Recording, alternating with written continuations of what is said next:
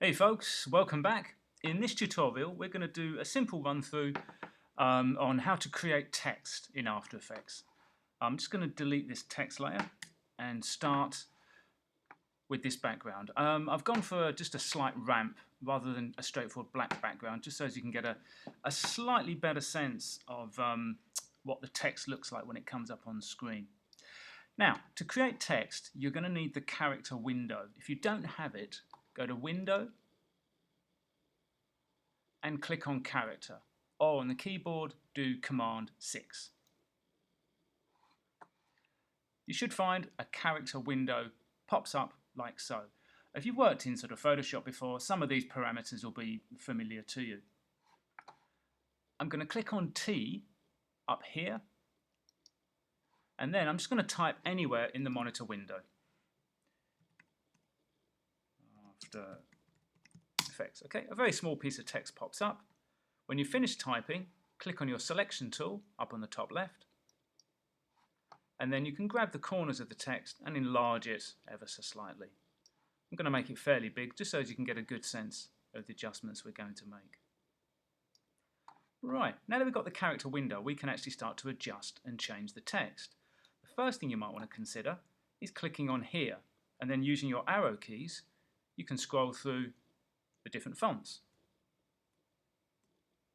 like so. And it's quite nice because it gives you a good visual sense of the text that you might be selecting. I'm going to just leave mine on Arial Rounded. It's text I'm quite keen on. Right, click out of there.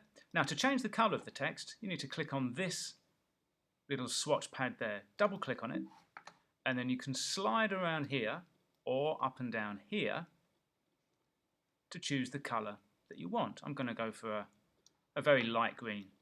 Click and drag here. We'll go for a slightly peppermint colour. And when you're happy with it, click on OK. If you want to adjust the outline, make sure that Fill over Stroke has been selected here. To change the outline, you click on this colour swatch, Stroke Colour.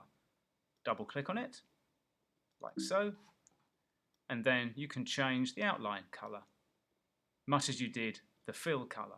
I'm going to leave it just on a standard black. And then click on OK. Whoops. Other things you might want to consider are the pixel size can be adjusted here.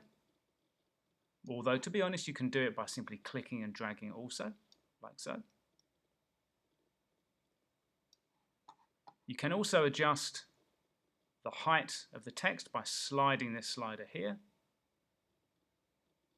And you can even adjust the orientation of the text from left to right.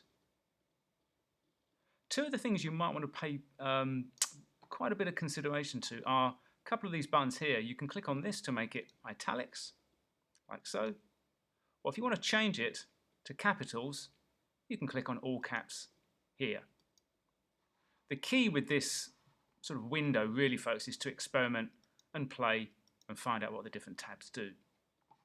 I'm just going to close that down. A couple of other things you want to think about. If you just go down to the bottom left and open Transform, you can see that text can be transformed just like any other object. So you can click and drag it and its scale increases.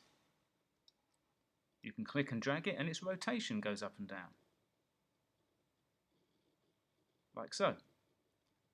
One of the things you want to pay careful attention to is this little button here. This is known as the anchor point. Okay, just there on the bottom left. When you create text, the anchor point always comes up on the bottom left. So if you do rotate it around, it will always spin around that anchor point. If you hit scale, it will scale up proportionally to that anchor point.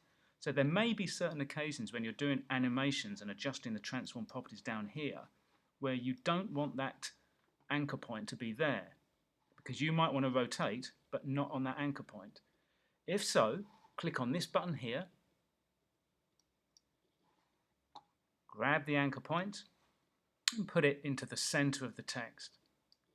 When you've done that, click back on your selection tool, and if you watch now, if I just click down here and do a rotation, it's now rotating on the place where I've now moved the anchor point to.